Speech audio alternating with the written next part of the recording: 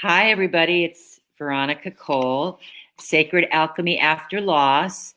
And I'm so glad that you're joining me today. If you want to just put a hello in the comments so that I know that you're here, that would be helpful to me.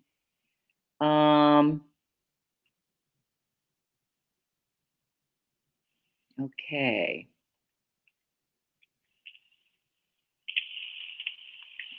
All righty. So I just want to make sure that we're on here. Okay.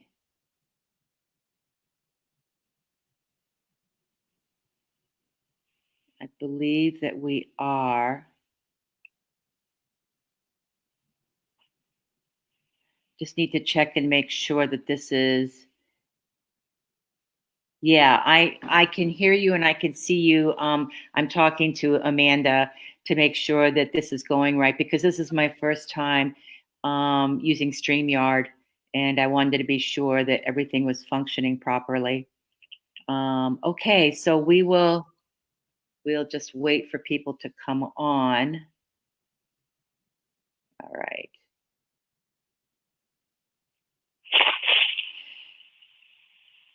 Okay. Amanda, is this also automatically recording? Yes. Okay, so we're good. All right, everybody. Thank you for being here. And today, I'm so happy to be able to introduce Chelsea Hanson.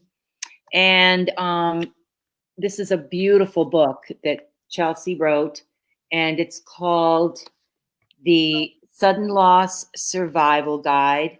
Whoops, let me see if I can get this right. Okay.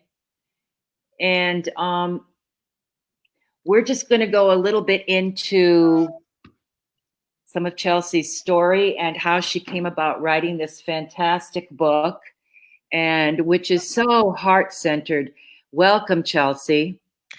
Thanks, Veronica, for having me. It's my pleasure to be here. I've been watching your trainings all through the week. They've been outstanding. I love them.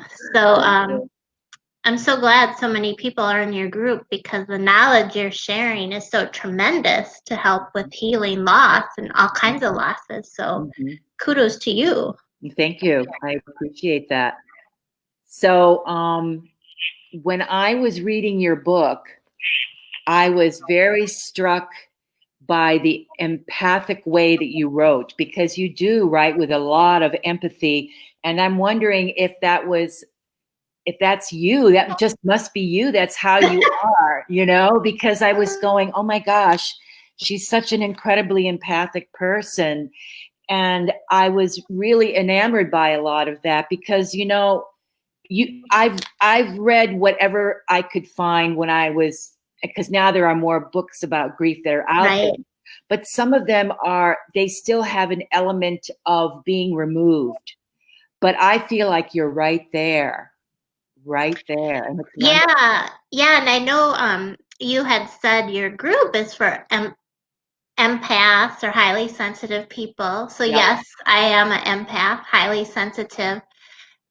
So the way I write is when you're in grief, you're all over the place. You have so many different emotions. So I try to be very careful and gentle with the words I'm using because our heart is in such a tender spot. We're like broken open, of course, when someone dies. So I'm trying to acknowledge people's loss because so many times when we have loss, it's not acknowledged. So I'm really trying to acknowledge the people. I see you, I hear you, I know what you're going through, just as you're doing. Because I was thinking about that before I got on the call with you. I lost my parents quite a while ago. My father when I was 4 years old, and my mom when I was 28. And just a few years ago, I was in a certification program through UW-Madison in Wisconsin. I have the Wisconsin accent and the high voice, so bear with me. And it was so funny. One of the therapists in the group is like, oh, you lost both of your parents. That must have been so hard. And all these years later, like 20 years later, no one had really ever acknowledged it for me. Can you believe that? Wow. Oh my gosh. So that's what I just wanted your group to know. And with you as the leader, we hear you. We understand how painful your losses are, because it seems in our society, people like to sweep it under the rug. They want you to get better, move on right away. And that's not realistic. That's not possible. But, in our society, that's what's taught. Well, in Western society, we're just not comfortable with death. We're more taught, or any types of losses really, we're taught to get through things quickly, efficiently, quietly. That's Right. not the way it works. So that's what I love about what you're teaching. You're giving your students so many different ways to work through their loss, whatever kind it is, whether, death of a loved one, divorce, job loss, losses from when you were a child, when you shared the loss of what happened to you when you were a little kid. Mm-hmm. Shame on that teacher, by the way. Right. Shame on her. Right. Yeah. Right. It's true.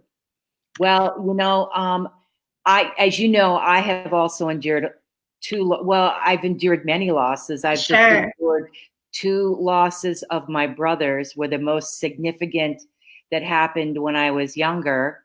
When And I was how old were you when that happened? I didn't catch. 28. Oh, that's how old I was when I lost my mom, which, 28.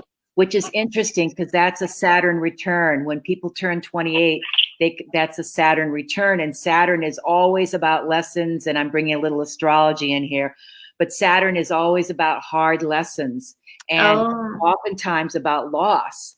So I had endured both of these losses 3 months apart, and if I would have had your book then, it would have been unbelievably helpful because both of them were sudden losses, as you know.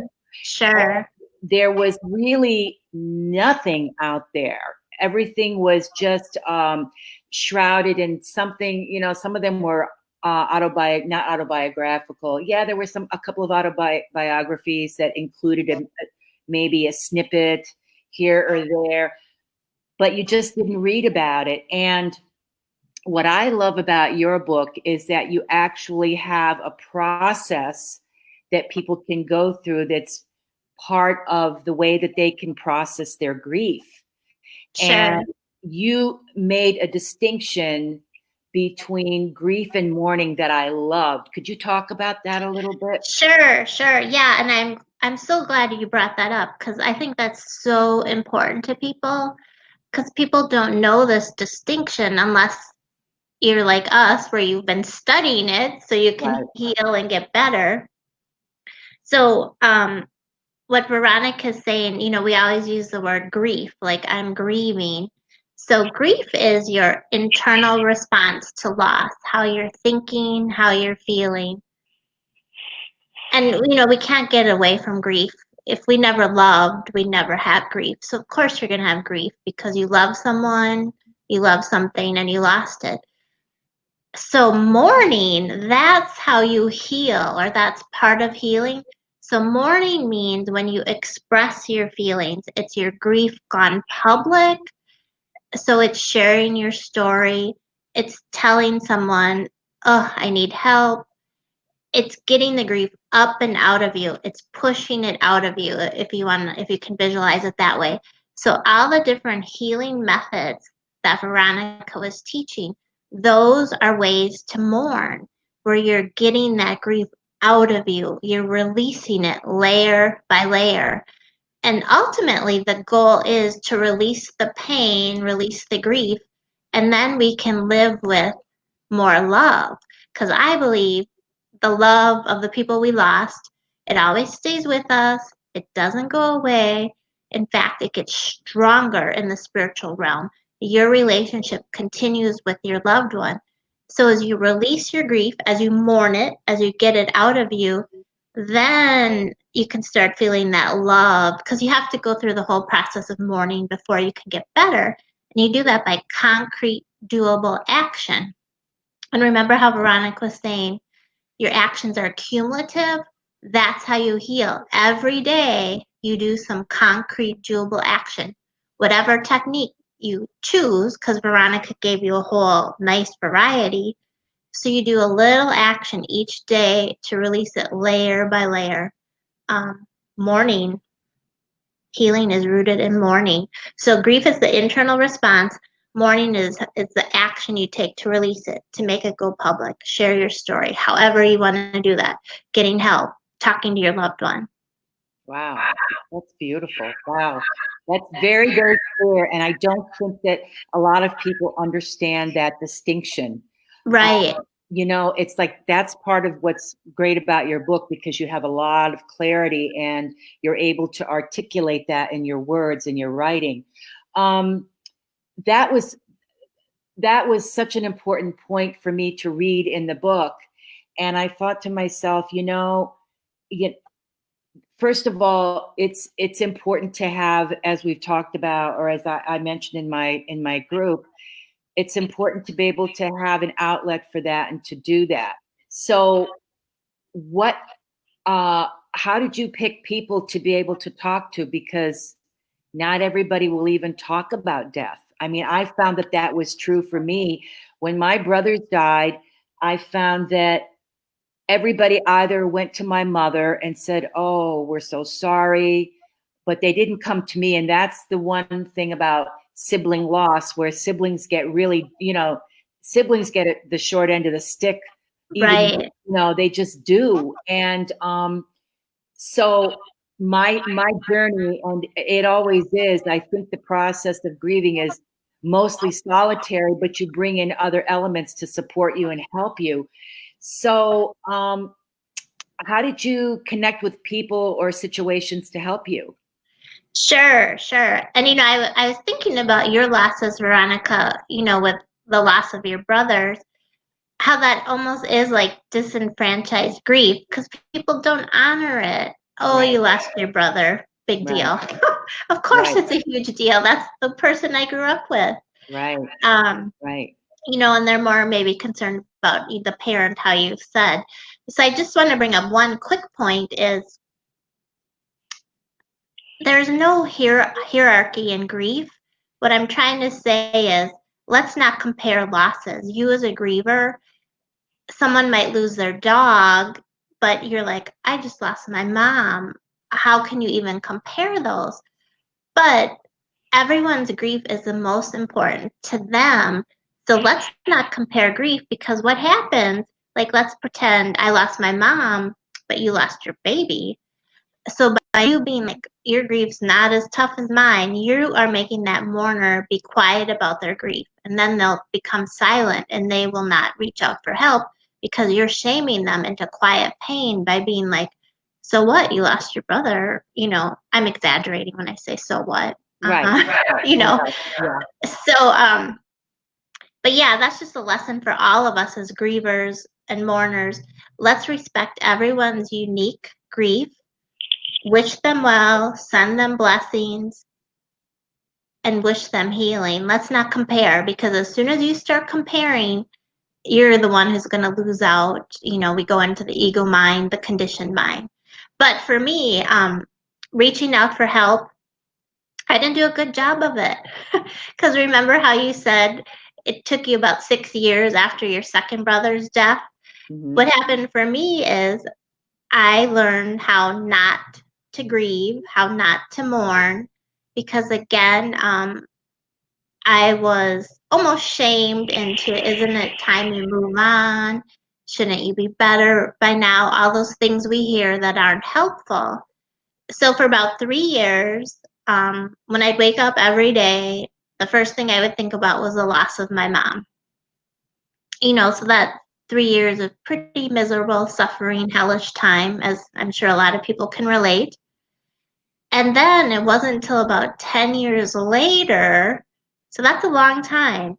So I'm so glad people have more resources now, support like through Veronica, because that's too long to be in suffering for 10 years.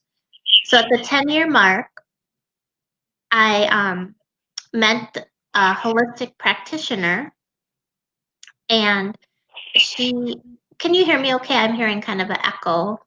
Yeah, no, I can hear you fine. There's no echo here. Okay, good.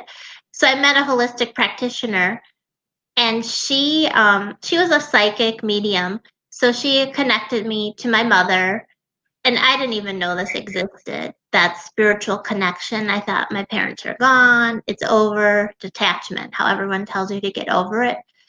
So by just that one support person, all you really need is if you can find that one to get you going. She helped me realize, oh, there's a continuing bond of love. Your people are still with you. They're just in a different energy form. Because we know that now, that's when we die, we're consciousness. I didn't know all this stuff when I was new to grief. So by learning that, I'm like, oh my God. So a new world of healing opened for me. So then, like 10 years later, then I really started going more through the mourning process of seeking some help, talking to my deceased loved ones, reestablishing that connection in a new, different way, because we know the connection never ends, but I didn't know that till later. So, yeah, I was not the model student on how to do grief, and that's really why I ended up writing a book, because it's all the information I could have used when my mother died when I was 28, and plus when my father died when I was 4. My mother was not the model student for grief because this was the 70s. So she took a passive approach to grief, not an active approach. An active approach is where we do all the work of healing, as you're teaching everyone. And then my mother-in-law, I started dating my husband when I was 15, and that we got married. And he had lost his father when he was a baby. So here his mother had 5 kids and lost her husband. She was under 30. She did grief the same way my mother did. Passive approach. They kept their sadness, they kept their pain, they never released it. So I could see, and I didn't really maybe know that was wrong, but I could see their sadness. So that's the approach I followed because I never had a model because no one ever teaches it. So I had to learn all this stuff the hard way, and I think you probably did too because you sound like you're a lifelong student Right. of learning healing with all the tools you share. So it's almost like I wrote the book for myself. This is what I would have liked to know. It's like I wish my mom and mother-in-law would have it. But now it's like, oh yay, at least I can share this information with people now. And now there's a lot of books, but yeah, like 20, 30 years ago there wasn't. Right. So Right. yeah, so I think your support group is awesome. And it's just a matter of finding the right group for you, a safe place where you can talk and not be judged, not be criticized. I know that that was one of the other points that you had brought up was the importance of, having a safe, more or less a sacred space. I think you called it your sanctuary. Yeah. And, I think that's the whole idea of doing this in the morning too, to reconnect and to whatever it is that you need to feel about that moment or about that time. If we need to cry, if you just need to pray, whatever it is that's going to make you feel a connection with your spiritual self, because we do know now that our spiritual self it never dies. I mean, it's continual, it's energy. So if we're actively pursuing something to go further in, I think that that really only helps us to be able to mourn. I don't want to say faster, but it helps you to stay connected so that you can feel the love and the connection, and that will help you heal faster.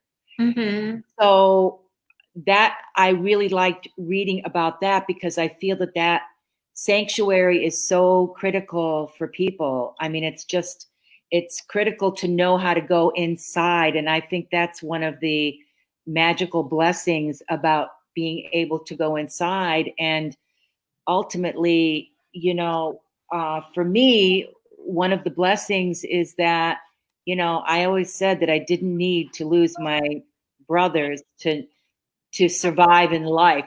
I didn't need to learn that lesson, but I realized in retrospect how much they had given me by passing, because I had to go so much deeper into myself like you did.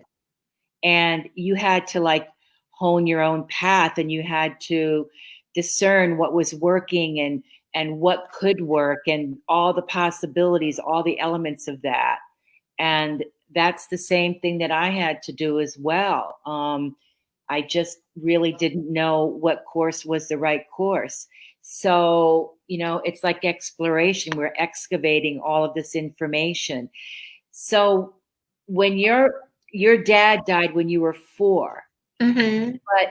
and your mom when you were 28. Right. So did your mom carry any messages about your father with her that she spoke about to you? Was there any kind of dialogue about that? Oh, your father would have liked this, or your father was this way, or your father loved you. Were there any kind of messages like that? Well, not really. So that caused more grief for me when I was older. You know how we get that cumulative grief? So I had to work through all that. So what happened in my case, I think my mom's intentions were well. I think my mom was probably like yours, thought her kid was the best, a lot of positive reinforcement. But she did not want to share her pain with me because I don't think she wanted me to carry the sadness or pain. But that's not possible because we pick it up from our parents. We absorb what's happening with them, especially as empaths. So yeah, my dad's life was pretty much a mystery to me because my mom hardly talked about him. And it's not because she wasn't thinking about him. I think it was just probably too painful for her. She probably didn't know how to express her emotions, and of course to protect her child because, like I said, you don't want the child to have that pain. But that's not possible because everyone has to process their own grief. They have to mourn their own loss. So the parents want to be protective, but the best thing you can do as a parent, I believe, if you're ever in this situation, and hopefully you're not, is you really got to talk to the child. You have to teach the child how to keep that person alive in their life. You can have reminders around your house. You can talk to your loved one. The parent can share stories, just how you're suggesting. Oh, like my mom could have said, "Oh, your dad would have loved this," or "This is a funny story about your dad." Because I think when our loved ones pass away, it's our honor, duty, privilege to keep their memory alive. So with my son now, who's 13, but even when he was younger, I'll tell him about my parents. I'll talk about them. He knows who they are, even though he never met them. He goes to the cemetery with me. Because I think when he's older, I think when you're a kid, you're probably not that interested in your grandparents. But when you're older, you are, because you're curious about your history. So now he won't have that mystery. He knows what my wishes are for him. I don't have any unfinished business. And I think we learn, well, I probably do to some degree subconsciously, but the business I'm aware of, I feel it's finished. My love is out there in the world. And I think that's a gift we can give to our loved ones in case something happens to us. We're giving them peace of mind, Right. So they know what we're thinking. Right. I mean, I hear the feedback. Are you able to? It's not coming through, but I hear the feedback on your end a little bit. I wonder if putting earphones on would help. Sure, I'll put some in.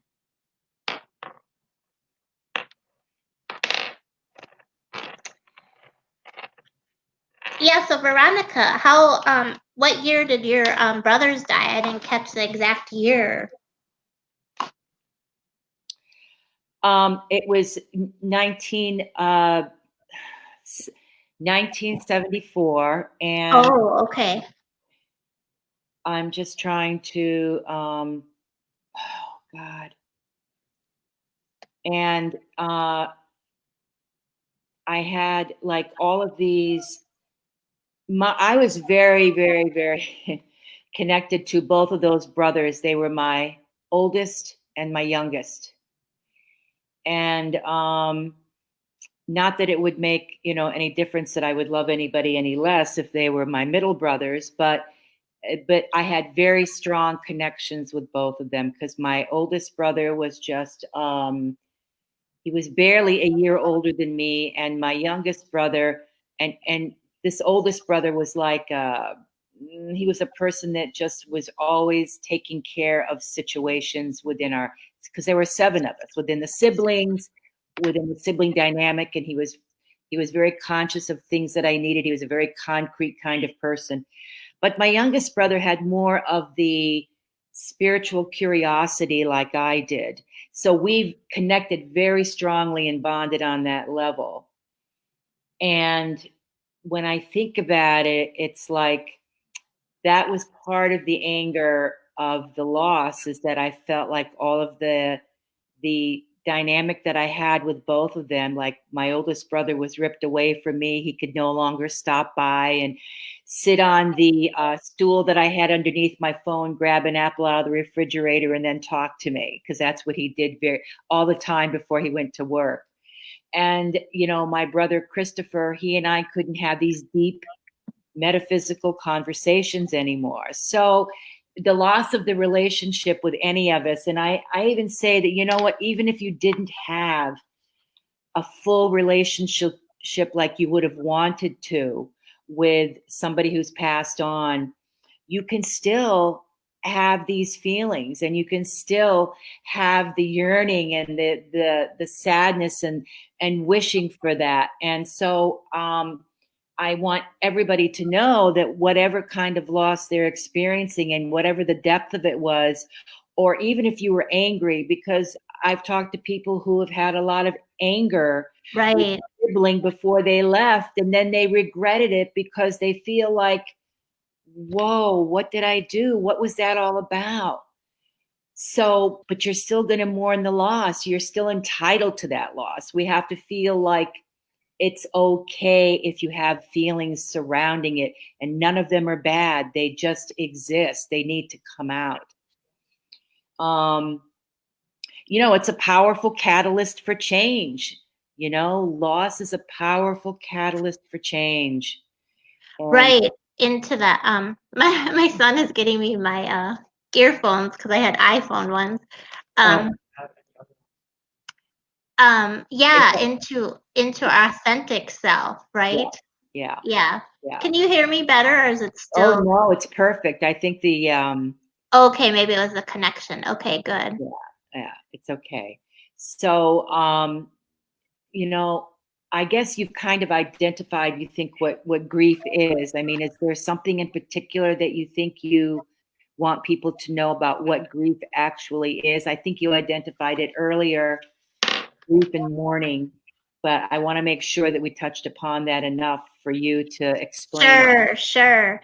Yeah, and I think one of the if I could talk just a little bit about some of the myths that we have about healing, because I fell prey to a lot of the myths, the misconceptions, and I think even today people certainly do. Even though there's a lot of information, there's still a lot of misinformation. Hmm.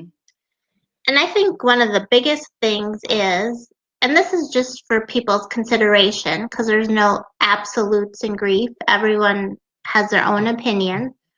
But I think if you can be open to the possibility that you can heal, I think that's important because, for example, you'll go into a Facebook grief support group and people say, commonly, they'll say, I'll never get better. This is going to be this way forever. And I know when I was fairly new to grief, I read, lots of books on it. And I remember even a grief expert saying, you're going to grieve for the rest of your life. And I'm like, oh, that's what's going to happen. I don't get better in a year. But that's not true. That's not true. I don't think we have to grieve for the rest of our lives. I think we can as I said, I think we can hold on to the love, let go of the grief. With my parents, I'm in a neutral place for the grief. I have much more love. When I think of them, I think of happiness. So the only thing I really want to say on this point is just be open to the possibility of healing. And I think, of course, your group is, but I think a lot of people aren't. They think they're going to be miserable for the rest of their lives. It doesn't have to be that way. You are not meant to come here to suffer. Yes, we have to process our grief. We have to mourn. We have to heal. There's no getting around it. We have to go towards our loss and embrace it. Can you hear me okay? Oh, yeah. Okay, good. Yeah, so we have to go towards our loss and embrace it. But as we go through the process, we're going to get better. It takes time. It takes the proactive, active work. But you don't have to feel miserable for the rest of your life. You can heal. You can move towards healing. So I just ask that people be open to that possibility. Because how you feel today is not how you're going to feel in a year, 3 years, 5 years, 10 years from now. You evolve, you grow, you transform through all the different work you're doing. And I think anyone who's listening to Veronica's class is open to healing, because you wouldn't be in the class if you weren't open to healing. Right. So just consider the possibility. Think of the joy that's still going to come into your life. And really, I think one of the best things I learned is the length of our grief and how much we suffer does not match our love. We don't have to suffer to prove our love. I think the best way to prove our love is to recover and get well, to honor the people who've Yeah. gone before us. Well, I have found that when people are in the process of grieving, that they think that, especially in the very beginning, Right, yeah. they can't have any thoughts that are outside of that person. It's like they have to continually think about them, talk about them, which is normal to want to do that. But what I'm talking about is having any other feelings other than the sadness that they're having. And I think that uh, there is this, well, I don't know what you would call it, but there is this inner thing in them that thinks if they're happy, that that's a disservice Right, to right, the right. one that they've lost. Right, right, right. And let's dissect that for a moment. Imagine you died, okay? We'll imagine we're not here. And I think we can do that easily, but because we're still here, but think about our children. We would not want them to suffer. They'll have to grieve. And like I said, go through the process. But if we really think about our loved ones, we would not want them to be miserable for the rest of our lives. So if you think about your brothers who passed away, I'll think about my parents. We know they would only want the best for us. They would only want good things. So I think we can honor their lives by learning how to get better so we can live a good life. And back to what you said, I think is very common. So I wonder if people could reframe it and be like, okay, well, here's my grief, here's my joy. They can sit side by side. It's not all or nothing. We have a whole range of emotions, and all our emotions help us heal. So we just, and you couldn't even be in grief all the time, even if you wanted to, because you're going to see something that's going to make you laugh. That's just another emotion. So yeah, it's like we feel guilty that we're smiling and the person's not here. But we're humans. We have all these range of emotions. And even when you can tap into joy, just even for a few minutes a day, that'll help extend the joy and the length of it. It'll get more familiar to you. Hmm. The resistance to healing, I think, is well, that's when we have that profound extended grief. And I do think that there is an awful lot of that too. It makes me think of, you know, in what my grandparents used to call the old world, like in Poland, or certain parts of Europe, Italy, they would wear black and they would, Oh, right. yeah, for a long period of time. I know that it's at least a year, but I know that there are some people who would just continue to wear black for the rest of their lives, like here I am Sure. wearing black too. But that's not because of this. It's because I happen to like black. Yeah. But a lot of there's a lot of tradition to that, to like keep the I don't really understand. I've never really gone into that, what the Italians do, because, or in Europe, because when I was living in Europe, their remembrance of their loved ones is just phenomenal. They just have these beautiful grave sites, and all of Yeah. the cemeteries. Have you ever experienced this? Have you been to Europe at all? Uh, No, I haven't, but the reason I was agreeing was because what beautiful mourning rituals they have. yes, They naturally know how to mourn by right. wearing the black. That's an example of mourning. Yes. And in our culture, we got away from that because years ago there'd be funerals at people's houses. They'd have a period of mourning. People died younger, so we were more familiar with it in our everyday life. But now, our lives are extended, our age is extended. So in our culture, we don't have a lot of those mornings or those rituals.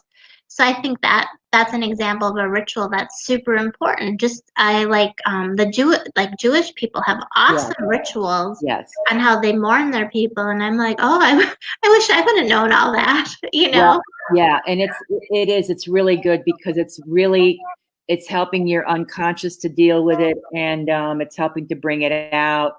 And also, you don't mourn by yourself; you mourn with other people who love this person. And Right. my husband's family is Jewish, and that side of the family, and I just feel like there's so many beautiful rituals to pick up from that. It's like the lighting of the candles and just the prayers, and it's very rich and full, so they're taking care of themselves that way. And I think that when people are mourning, that they have to take really good care of themselves. They have to honor the feelings, they have to honor their needs, and you know you can enlist the aid of friends to help you out, but obviously they have to be people that are willing to acknowledge what you're going through. And because so many times I found myself that, and I've changed a lot of this about me, but people would just say, well, what can I do? Tell me. Well, you don't know. Like, Right. you really don't know what you can do. Right. I think as a good friend that you really have to step up and just use your, what I call your spiritual eyes, and look at the situation and see what that person might need and just do it. And Exactly. so, there's so many ways to help us heal, but sometimes I think we still have to be the ones that initiate and cultivate it, Sure. because it's not always going to just come to us. So, Yeah. And I think, well, that reminds me of another point. I think it's super helpful. And what I typically do with people when they're new to grief is we define what healing might look and feel like to them. And that vision is always going to change because initially your definition of healing could be like, well, I want to get through a day where I don't have any tears. I want to go to work and be able to do my job, so real basic things. yeah, So, but what I would ask your group to do, especially if they're new to grief, is write out their definition of healing. And I can even give you an example of what mine is. What I mean is kind of think about what if I were healing, what would it look like for me? What would it feel like? What do I see myself doing? Who is with me? It just gives you a vision to work towards. And right. let me just give you a couple examples to kind of to explain it better. So of course, I'm farther out of my healing or, very far out. But here's my definition. Here's how this helped me. And then I'll give you another one. Mine was to think of my deceased loved ones with happiness and not sadness, to appreciate the moments I had with them rather than disparage the time I did not, and to live my life in a way that honors their lives with meaning, joy, and purpose, and to know their spirits are always with me. So that's my definition. But that would not have been my definition of healing when I first started, because this is more of a long-term definition. It changed and evolved. So let me give you an example of another person who was a little earlier in grief, and she had lost her teenage son. And this is what her vision of healing was. A constant holding dear to my heart of all those things I love about him and our time together. Healing is living my new chapter with a willingness to feel my pain and a willingness to let it go as much as I can in my own time. Healing is also discovering the joy that is surely waiting for me in my life as I move forward one step at a time. So you can see how she hit on so many important things. The willingness to feel my pain, to go towards my pain, understanding that joy will be there as much as she can feel it and on her own time. So if someone's new or struggling, I would suggest thinking, what is my definition of healing? Just so you have something to move towards your path of restoration. Right. And it's going to evolve and change, but at least it gives your mind something of where you're headed towards. And then another thing that I think is super helpful is just set your intention to heal, meaning saying, yes, I want to get better. It's as simple as that. Because so many people don't even think to do that, but sometimes we can't because we're in such pain and misery. So if you can make the conscious decision, yes, I want to get better. I'm going to do the work. I'm going to do the grief work.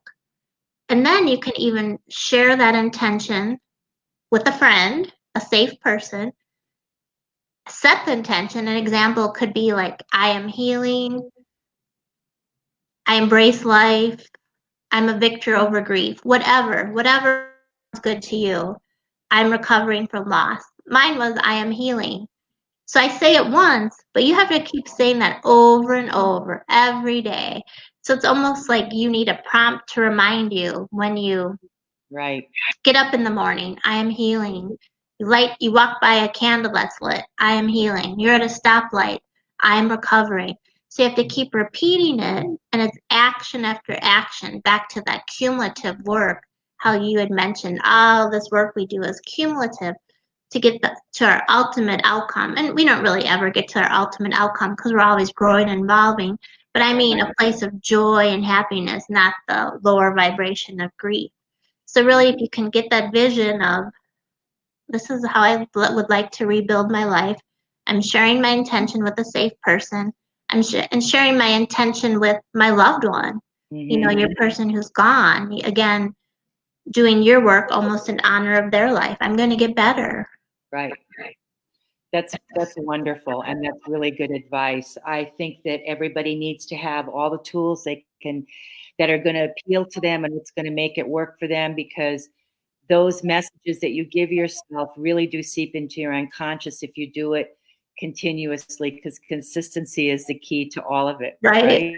Mm-hmm. You have to be consistent. I'm wondering if there's anything else, because we're going to probably wrap up here within the next 5 minutes. Sure. Yeah.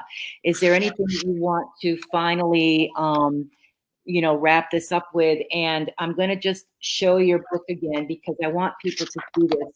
It's, I think this is a trade paperback, and there is, you can get this on Amazon, and it's Chelsea Hanson, Hanson, and 7 Essential Practices for Healing Grief. I mean, anybody, I think, who has experienced a loss, this is a fabulous book to bring to the front and center of your healing, because this stuff just doesn't go away just hoping it's going to go away. You have to put some muscle into it. And right. Yeah, and my final thought is, when you heal, that doesn't ever mean forgetting your loved one. You can never forget them. They're always a part of your life. Because I think sometimes people are afraid to heal because they feel like, I'm going to forget them. Impossible. You're honoring them by healing. They will always be a part of your life. That's right. Yeah. always. I mean, I keep remembrances around. I have a beautiful picture of both of my brothers that I love to look at, and I have it in a prominent place in my home so that I can always see them. And the same thing with my parents. So I feel that it's important just to even have a display of a picture, because it just makes me feel like when I pass them by, that I'm just sending a little love to them and they're sending love back to me. That's Right, right. That's awesome. See how easy that is and see how good that makes you feel. And people can have them in their altar, how you had mentioned. So right. very good. Exactly. Exactly. It's been so wonderful having you on here, Chelsea. It really has been. I'm so thankful for that. And I'm grateful that you chose to spend a little bit of time with us today. And I'm hoping that I'm going to be, talking with you again, because I'll be doing more of these workshops and Sure. have you on again. Sure, my pleasure. So I'm going to sign off, and it was great talking to everyone. And I hope you love Veronica's group because she's a master, that's for sure. Thank you so much, Chelsea. Sure. Okay. Bye, Be well. everyone. So I hope everybody enjoyed that, because it was such helpful information. And I was so grateful to have lovely Chelsea here and talk about um, her work. And I think it's really part of her life's work. And she's just a treasure. So, what I wanted to mention to everybody today is, first of all, we do have somebody who is going to be getting the Amazon gift card, and that's Chris. So, thank you, Christopher, for doing all of the homework and participating. So, you'll be getting that. I'll be in touch with you. And I want to remind people that my program doors are open, and to take a look at I have something on Facebook about it. You can click on the paragraph that I'm talking about the workshop, and you can go into the page that describes what the program is all about. And if you have questions, you can certainly DM me, and then you can also schedule a call with me if you like, and we can go through it a little more deeply so that you can get a better idea. But I want to encourage people to know that it's possible to heal, and that it's possible to make the leap into feeling better in your life, to creating more of what you want, and not allowing the conditioned self or that wounded child to stop you from moving forward. And,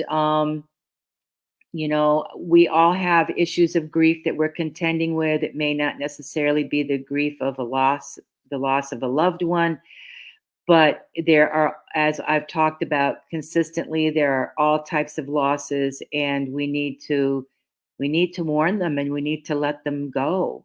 Some of them we need to let go. Some of the losses are tangible, and we can work them through.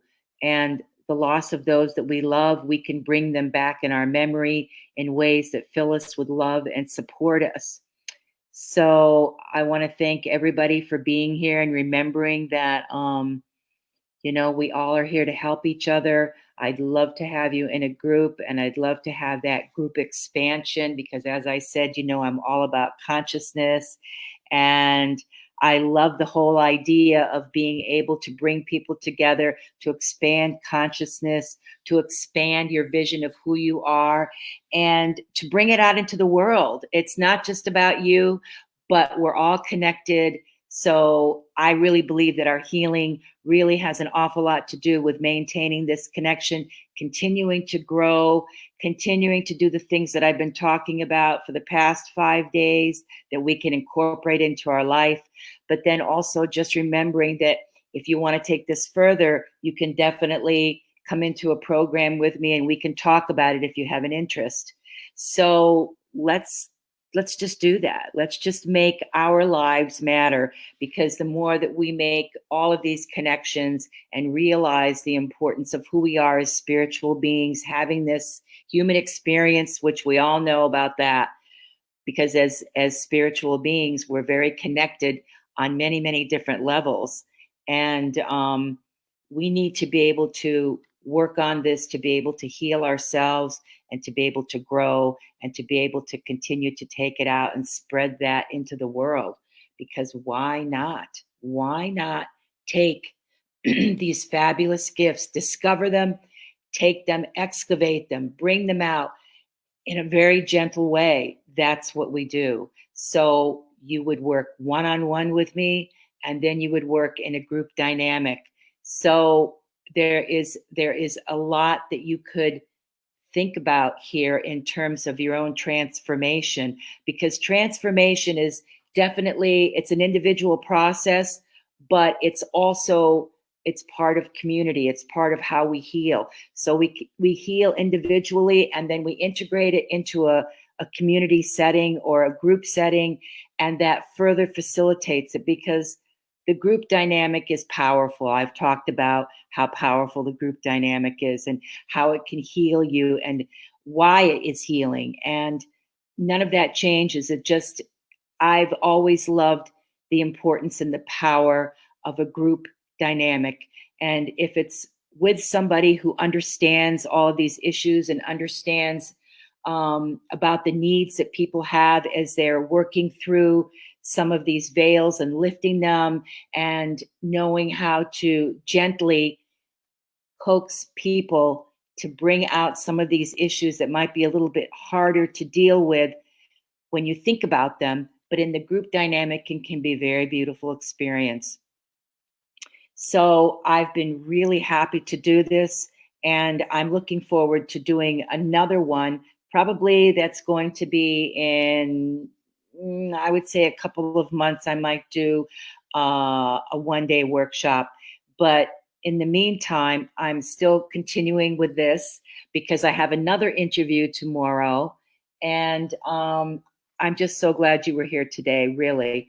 And we're going to continue this through Tuesday. So I'll have another interview with somebody else Sunday, and then Monday, and then Tuesday. And you can come right onto Facebook, and you can get the link there. And I think that's about it. I think we're kind of closing up for today. So thank you for being here, everybody. And, we'll see you again soon. And hopefully you'll come in tomorrow. These interviews are unbelievable. This one was great today. Thank you so much. All right. Bye-bye now.